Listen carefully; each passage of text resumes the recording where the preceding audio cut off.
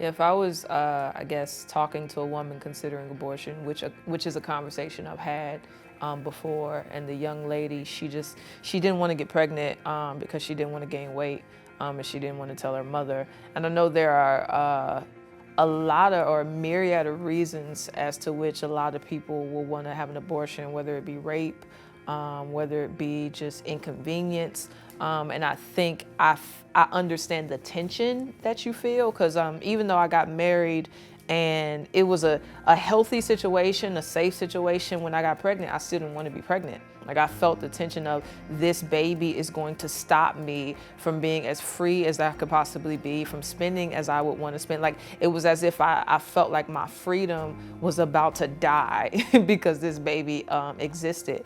And what I had to wrestle with was that God had given me this child for a purpose, for his glory, for my joy. And he knew what he was doing. Like it was just a matter of, do I trust that God is wise and do I believe children to be gifts, or am I considering them curses because of how they will impede my freedom? You know what I'm saying? So I think I would just try to dialogue with her about what is she thinking about this child, what is she believing about what the child will do to her life, and try to make them think higher.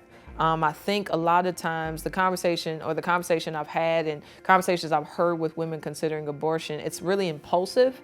There's not an idea about the latter.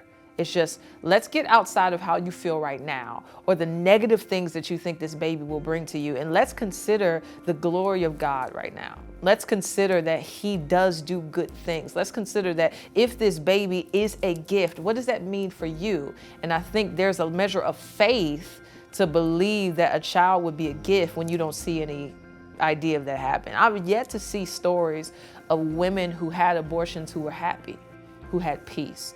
But I've seen a lot of situations where women changed their minds, had the baby, and were excited and happy and convinced that it was the best decision that they could have ever made. And I think that speaks to how sin never satisfies, how sin is never the better route, how sin is never really truly going to make us happy, how the greater route, even if it doesn't save you necessarily from the wrath of God to come, it does create the opportunity for joy, to see somebody's face that looks like you and brings you joy in a way that no one ever could. I think I would just dialogue about that, about the truth.